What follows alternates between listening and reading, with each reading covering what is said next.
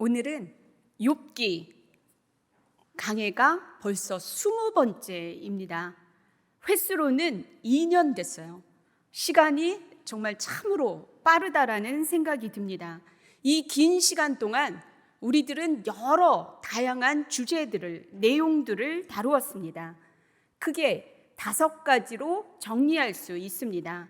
첫 번째는 하루아침에 자신이 가지고 있던 모든 자녀들과 소유를 잃게 된 욥의 현실은 자신의 출생마저 부정하며 하늘을 향해 하나님 앞에 탄식하는 모습을 보이고 있고, 두 번째는 까닭 없이 고난을 당하는 욥에게 찾아온 새 친구들이 위로해 주지는 못할 망정 자신들의 생각과 판단으로 논쟁하며 더 정죄하는 모습이 그려져 있고, 세 번째는 하나님의 침묵, 부재의 상황에서 하나님은 정말 살아계신가?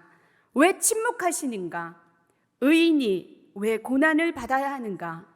하나님은 정말 의로운 분이신가?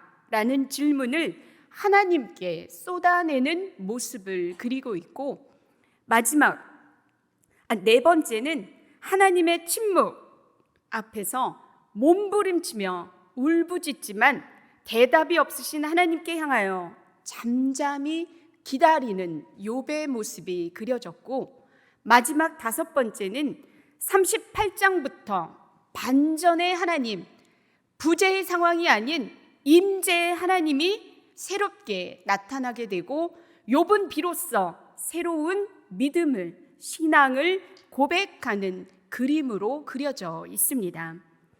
1장부터 37장까지와 38장부터 42장까지의 아주 큰 차이점이 있습니다. 우리 성도님들은 그 차이점을 발견하셨습니까? 하나님의 부재의 상황이 아니라 하나님께서 폭풍 후 한가운데로 임재하시는 현장으로 오셨다는 것입니다. 부재하시는 하나님이 아니라 임재하시는 하나님, 이게 38장부터 나타나시는 우리 하나님의 모습입니다. 하나님의 부재와 하나님의 임재를 다르게 생각하는 사람들은 질문도 다르게 합니다. 하나님의 부재의 상황에서는 내가 하는 말을 듣고 계시는지, 알고는 계시는지, 하나님이 계시는지에 대한 기본적인 질문을 하지만, 하나님의 임재는 이런 기본적인 질문을 뛰어넘어 늘 함께 하시는 하나님의 말씀에 귀를 기울이게 되고 말씀에서 답을 찾게 됩니다. 오늘 우리 성도님들은 하나님 앞에 어떤 질문을 하고 계십니까? 하나님께서 부재하는 삶을 살아가고 계십니까? 아니면 하나님이 임재하시는 그런 삶을 살아가고 계십니까? 지난주에 우리는 그 오랜 시간 동안 침묵하셨던 하나님께서 폭풍우 가운데 임하시는 것을 보았습니다. 하나님께서는 욥에게 오셔서 내가 내게 묻는 것을 대답하라 말씀하고 있습니다. 침묵하셨던 하나님께서 폭풍우 가운데 임재하셨다는 것은 욥이 하나님께 울부짖으며 고난과 치열하게 싸우고 있는 그 공간으로 하나님께서 직접 찾아오셨다는 아주 중요한 사건이라는 것을 알게 합니다. 폭풍우 한가운데는 우리 하나님께서 고난받고 있는 욥을 바라보고 계시는 자리이고, 보이지 않는 하나님이 아니라 이제는 보이는 하나님, 말씀하시는 하나님으로의 변화가 있는 자리입니다. 하나님께서 찾아오시면 그 자리는 더 이상 고난, 아픔의 자리가 아닌 기쁨의 자리, 하나님의 계획과 섭리를 알 수 있는 변화의 자리가 된다는 것을 기억하시기 바랍니다.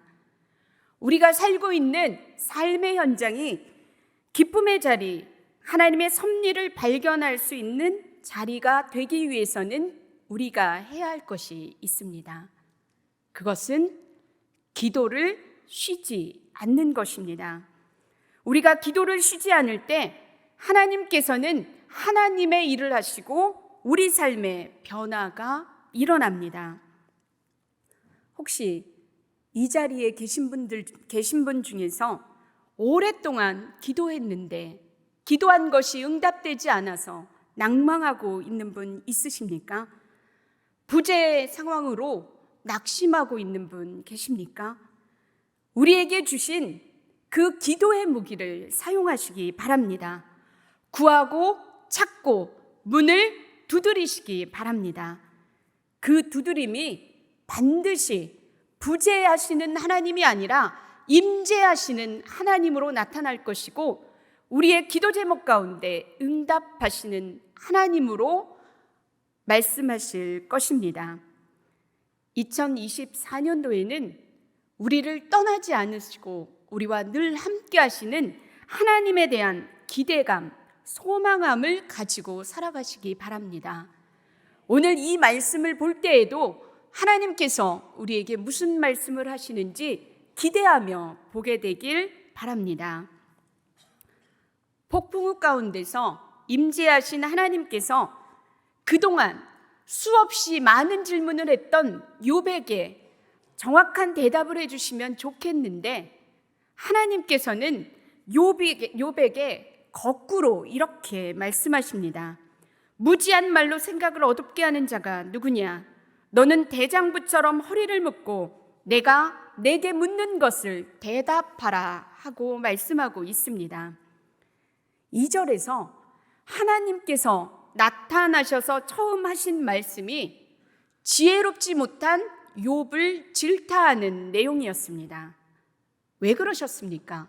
하나님께서 욥을 왜 질타하셨습니까? 하나님께서 욥을 질타하신 이유는 하나님께서 세상을 지배하고 다스리는 원리와 기준을 욥이 정의와 공의로만 생각했기 때문입니다. 하나님께서는 욥을 질타하시고 답을 하라며 질문하는 것으로 오늘 본문이 시작되고 있습니다. 본문 4절부터 6절까지의 말씀입니다. 본문 4절부터 6절까지의 말씀을 함께 봉독합니다. 내가 땅에 기초를 놓을 때에 내가 어디 있었느냐? 내가 깨달아 알았거든 말할지니라. 도량법을 정하였는지 누가 그 줄을 그것의 위에 띄웠는지 내가 아느냐? 그것의 주추는 무엇 위에 세웠으며 그 모퉁이 돌을 누가 놓았느냐? 아멘.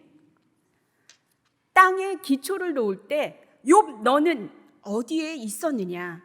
누가 그 도량을 정하고 그 줄을 그것의 위에 띄웠는지 이 땅을 누가 설계했는지 너는 아느냐? 그 주초는 무엇 위에 세웠으며 모퉁이 돌을 누가 놓았는지 너는 아느냐라고 질문하고 있습니다. 욥은 땅에 기초를 놓을 때 태어나지도 않았고 하나님께서 이 땅을 어떻게 설계했는지도 알지 못하며 하나님께서 이 땅 위에 어떻게 측량줄을 띄웠는지도 알지 못합니다. 무엇이 땅을 버티는 기둥을 잡고 있는지도 모르고 하나님께서 땅의 주춧돌을 어떻게 놓았는지도 모르고 하나님께서 기둥도 없이 태양과 지구를 허공 중에 매달아 놓았다는 것도 알지 못합니다. 욥은 하나님의 천지 창조에 대해서 아는 것이 없습니다. 그 어떤 것도 깨닫지 못하였고 알지 못하였습니다. 그런데 욥은 마치 하나님 앞에서 지혜가 있는 척, 세상의 모든 이치를 다 알고 있는 척, 하나님의 생각을 알고 있는 척 하고 있습니다.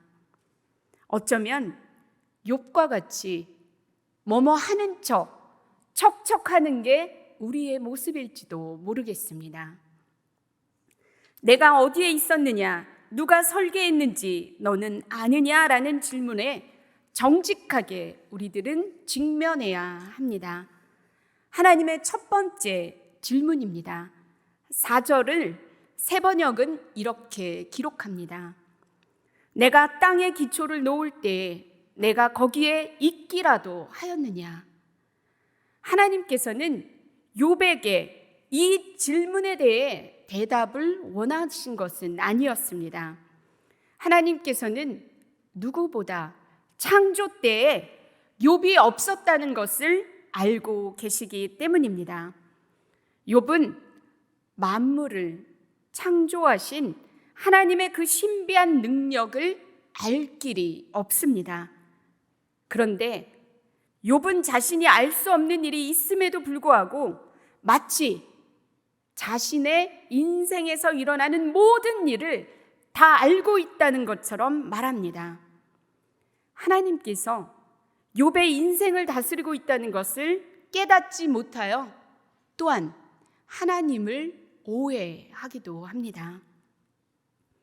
내가 어디에 있었느냐라는 질문을 통하여 하나님께서는 창조할 때 아무것도 알 수 없고 어디에도 없었던 욥 자신을 보게 하셨고, 창조주 하나님과 피조물인 인간의 차이점을 보게 하셨고, 세상을 다스리시는 하나님의 신비한 능력, 통치를 다 알 수 없음에도 불구하고 아는 것처럼 말하는 것을, 그 생각을 깨셨고, 무엇보다 욥 자신의 인생을 다스린다는 것을 욥이 깨닫게 하기 위해서였습니다.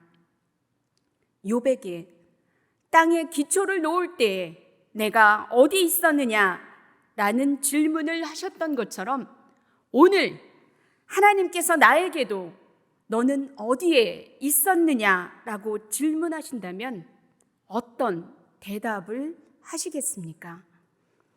아무것도 알 수 없고 모르는 것이 많지만 내 삶에 기초를 세우시고 세상을 통치하시고 다스리시는 창조주 그 하나님께서 우리의 인생을 다스리시고 통치하신다는 거, 그 믿음의 선포를 오늘 우리가 드리게 되길 바랍니다. 하나님의 두 번째 질문은 누가 설계를 하였느냐입니다. 5절을 세번역은 이렇게 기록합니다. 누가 이 땅을 설계하였는지 너는 아느냐? 누가 그 위에 측량줄을 띄웠는지 너는 아느냐? 땅의 구성을 보면 대칭과 비례가 잘 맞아 떨어져 있고 정교하고 정확하게 짜여져 있습니다.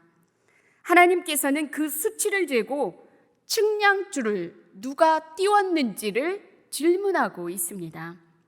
누가 이 땅의 원둘레와 직경, 지구 위에 그려진 수많은 경계들을 설정하였을까요? 누구도 이 땅에 처음에 어떤 도량법과 지수에 의해 설계가 되었는지 만들어졌는지 알지 못합니다. 이것은 하나님의 놀라운 설계라고밖에 말할 수 없습니다. 하나님께서 이 땅을 설계하셨다면 욥의 인생처럼 오늘 나의 인생도 설계하지 않으시겠습니까? 당장 살아가고 있는 내 눈앞의 현실에서는 하나님께서 나의 인생을 설계하고 있다는 것을 모를 수 있지만 우리 하나님께서는 성실하게 우리를 지키시고 계시고 신실하게 우리를 보호하고 계십니다. 하루하루 우리의 인생을 설계해 가고 있습니다. 내 인생에 설계를 하시는 우리 하나님께서 오늘도 역사하고 있음을 믿으시기 바랍니다. 내 인생을 온전히 하나님께서 설계하시도록 맡겨드리면 어떻겠습니까? 내 힘으로 애쓰고 힘쓰다 보면 하나님의 걸작품이 졸작품이 될 수 있습니다. 망칠 수 있습니다. 뼈대가, 건물이 와르르르 무너질 수 있습니다. 우리의 삶 전체가 무너질 수 있습니다. 하나님께서 내 삶을 설계할 때만이 내가 생각하지도 못하는, 상상할 수도 없는 훌륭한 걸작품이 내가 될 줄 믿습니다. 우리 2024년에 한 걸음 한 걸음을 주님 손잡고 따라가 보시면 어떻겠습니까? 저와 여러분의 삶을 완벽하게 설계하시는 그 하나님으로 인하여 우리가 훌륭한 걸작품, 멋진 인생들을 다 살게 되길 바랍니다. 세 번째, 하나님의 질문이 이어집니다. 모퉁이 돌을 누가 놓았느냐입니다. 모퉁이 돌은 건축에 있어서 가장 중요하고 기초돌의 역할을 합니다. 두 개의 벽이 직각으로 마주치는 곳에 놓아져서 그 벽을 지탱해 주는 역할을 합니다. 모퉁이 돌이 버텨주지 않으면 그 벽은 무너지게 되어 있습니다. 모퉁이 돌은 두 가지의 중요한 의미를 담고 있습니다. 첫 번째는 모퉁이 돌은 제일 먼저 놓여지는 돌로서 다른 돌들이 모두 그 기초돌 위에 올라갑니다. 두 번째는 이 모퉁이 돌은 건물을 지지하는 돌입니다. 다른 모든 돌들이 그 돌 위에 놓여지고 이 모퉁이 돌의 도움을 받지 않는 것이 없습니다. 하나님께서 누가 모퉁이 돌을 놓았는지 질문하시는 것은 가장 완전하고 완벽하게 창조가 이루어졌다는 것을 말하는 것입니다. 건축에 있어서 모퉁이 돌이 벽을 지탱하고 안전하게 완벽하게 생명을 지켜주는 것이라면 내 인생에서 가장 완벽하게 안전하게 생명을 지탱해 주는 것은 무엇입니까? 바로 우리 주 예수 그리스도입니다. 예수님 당시에 대제사장들과 장로들과 바리새인들 때문에 예수님은 모퉁이 돌이 아니었습니다. 예수님은 건축자들의 버린 돌이었습니다.